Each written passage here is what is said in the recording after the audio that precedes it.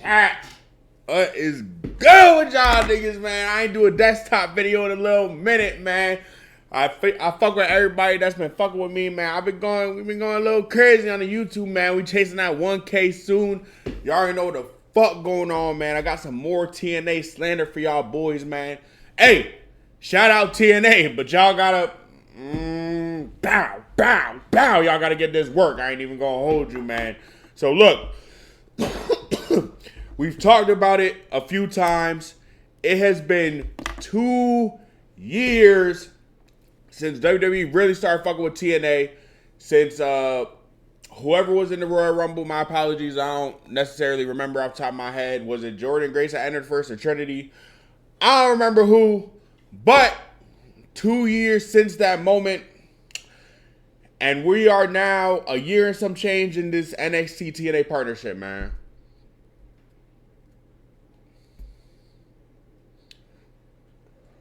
There have been times where it was looking a little spooky, but I will say this. I just looked up some stats. I just looked up some statistics that might surprise you. Did you know that, well, actually, scratch that, because the post was made like 9 months ago. NXT might have upped the score on TNA, but that's neither here nor there. Look, we are going to be getting into the top 5 moments that WWE/NXT told TNA to sit in the corner. The top 5 moments, my nigga. Now, look, I know some of these might be a little but we finna get into it. Honorable mentions. We do have some honorable mentions. No TNA wrestlers being in the 2026 Royal Rumble. That was a little nasty. I'm not gonna hold you. That was a little nasty. Niggas had Mystery Iguana. Niggas had La Parka. But they didn't have no TNA wrestlers. The company they've been fucking with for 2 years. Now, one might say, oh, they was already in the Rumble. Cool. That don't mean don't put them back in the Rumble. That's not what that means. With that being said, let's get right into it, man. Starting off at number 5, we have Stax Lorenzo beating Steve Maclin for the international title. Now, truthfully speaking, I really don't have an issue with Stax. I think he's cool. I think he's straight. My thing is, I don't think he should have ever left the family. I don't really think he's that guy as a singles talent. Not really fucking with what he's doing with Ariana Grace. It's whatever. It's okay. Don't really move me. I like Stax better. I like Stax better as a, I don't want to use the word lackey, but I like Stax better as an underboss. I think he was cooking. I think he did his role very well in that. This what didn't move me. I know he's not even the champion anymore. Trey Miguel is, but yeah, bro, I'm not really feeling this. Still not feeling this. Now he's gonna do a fucking some Butler shit because Ariana Grace is. We gonna get into Ariana Grace too. Don't worry. She's later down the list. Don't worry, bro. Number 4, man. We have Slammiversary. Ah, man. Slammiversary, man. Look. Trick Williams. I love Trick Williams. I think that Trick Williams' TNA reign was fantastic. I think it did everything that it needed to do in terms of this partnership. It helped out NXT talent. It helped out TNA, whether niggas want to admit it or not. Trick Williams helped out. He did his shit for TNA. And they was moving mountains. I ain't gonna hold you. Trick Williams, Santana, and Hendry was putting butts in the seat. However, niggas could thank Santana for that house in Long Island. I ain't gonna hold you. Me, I fuck with TNA, so that's how I was going. But a lot of people went to Slammiversary because they wanted to see Mike Santana get crowned that night. If we keeping it a buck. A lot of people tapped in because they wanted to see Santana win that world title, my nigga. That was what put butts in the seats that night. So, Trick winning was a little nasty. Obviously, we got the title win at Bound for Glory. It was cool, or whatever, but, you know what I'm saying? WWE, they definitely bent Carlos Silva over a little bit with that title win, bro. That wasn't it. Trick wasn't supposed to win that, man. Joe definitely wasn't going to win it, but Trick wasn't supposed to win that, bro. At number three. Number three, man. This might be a little low on the list for some people, but I'll give it a tiny pass. Oh, man. Joe Hendry, the TNA World Champion, losing in 3 minutes to Randy Orton at WrestleMania 41. Look, I honestly don't think it was that bad that I don't have an issue with him losing to Randy Orton. Because, there's power scaling is in everything. It's not just in anime, it's in wrestling. Like, it's in different sports. For example, if you look at certain teams, obviously you won't look at the old Bobcats and say that they couldn't beat the what's the shitty team? The old Bobcats probably couldn't beat the Hornets of today, because you can look at something and tell that this thing is better than another thing. I know Randy Orton scales fairly high in the WWE universe, but Joe Hendry was a world champion at the time. Let me say that again. He was a world champion. That same world championship that was held by elite wrestlers, that was held by Hall of Fame talent, AJ Styles, Kurt Angle, Samoa Joe, Sting, shit, fucking Joe Hendry. Like, you know what I'm saying? Like, well, Joe Hendry not out there with them niggas, but you get the gist of what I'm saying. That title was held by absolute immortals, bona fide superstars, bona fide legends, bruh. You mean to tell me a man that is holding the same title as all of these people had to lose in 3 minutes, bruh?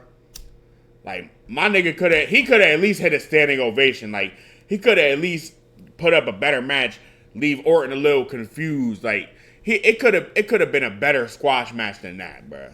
Like, Joe Hendry, he got his moment, and the only reason I'm giving it a tiny pass is because I know Randy Orton scales huge. If it wasn't Randy Orton and he lost in 3 minutes to someone else, this would have been number one. But Randy Orton, 14-time world champion, I understand. I kind of understand it being in 3 minutes. However, I don't think he should have won in 3 minutes. I don't think that wasn't it to me. Number two on the list, man.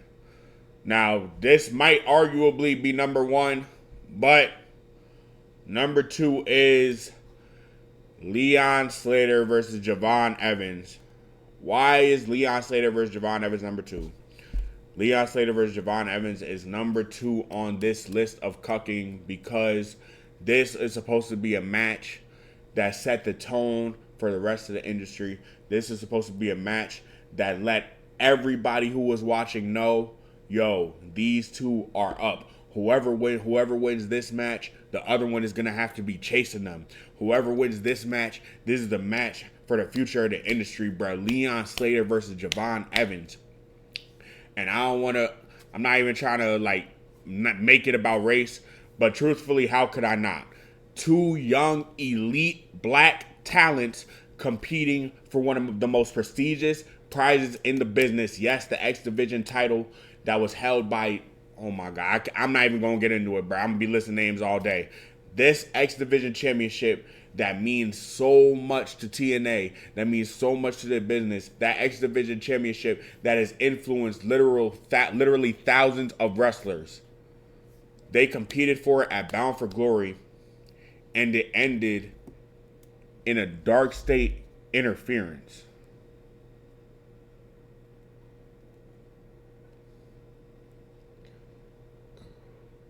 And it didn't lead to them winning the tag titles. It led to some pussy-ass one-off match. Niggas did not, Javon and Leon teaming up is fire. I'm never going to turn that down. But that don't mean sacrifice their title match. That's not what that means. Especially when WWE is actively poaching Leon, so we might not get this match for the X Division title again. That's not what that means. It should have ended clean. They could have either had Javon win and Leon get his win back, or they could have had Leon retain and Javon try to get that title shot again, bro. That don't mean ended interference for Darkseid just because you didn't want to have a winner, bro. I would have been perfectly fine with whoever won this match, and I'm sure everybody else in the crowd would have been fine with whoever won this match, bro. That wasn't it, my nigga. That was not it, bro.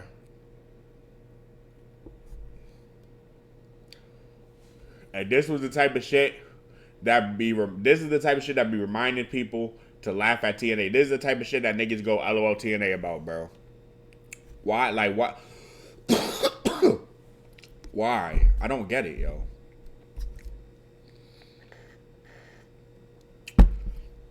And then finally, y'all already knew what was going to happen, bro. The number one moment where WWE told TNA, sit in the corner while I get some play. Ariana Grace winning the Knockouts Championship, bro. Look. All in all, I really don't have an issue with Ariana Grace. I dead ass don't. I just don't think she's that good yet. Which is true. And you know, we could play the nice route where we're like, oh, we give her time to get better. This title reign is gonna get her better. But if we're gonna put the Knockouts Championship on a WWE woman, on an NXT woman at that, why did we not put it on? We could have put it on Sol Ruka. We could have put it on Zarya. We could have put on. There are so many people that are currently better than Ariana Grace that could have won this Knockouts Championship, and they didn't. And I don't even think it's a case of nepotism. Like, truthfully, I really don't give a fuck about nepotism. I don't even think it was a case of nepotism because Santino never held a world championship. I dead ass think that Shawn Michaels just took Carlos Silva and held him at gunpoint. What other reason would there be for Ariana Grace to be the Knockouts champion? Why is she the Knockouts champion right now? Can anybody tell me? I don't think anybody could tell me who's. She won this championship for zero reason. She is a world champion. Yo, do y'all understand that? Like, people call it, oh, just the TNA title. These are world championships we're talking about, bro. Trick Williams being a world champion, that was fire. Trick Williams was already working hard as hell. Trick Williams was already putting in that work. Trick Williams has shown he could be the face of the brand. And especially with the Knockouts division, the Knockouts division was once hailed as the best women's division in this sport.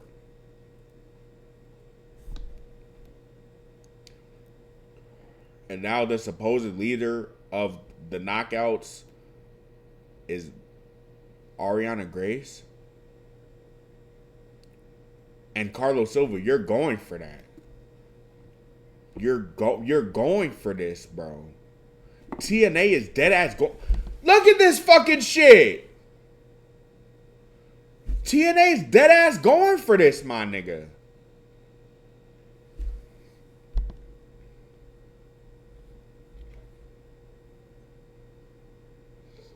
I can't even speak, bro. There we have it, man. The top 5 moments where TNA got completely fucked by WWE, man. If you like this video, make sure you subscribe. Make sure you drop a like, man. Let me know any moments I missed. Let me know how y'all feeling about this TNA NXT partnership. I'm off this shit, bro. Y'all be easy, man.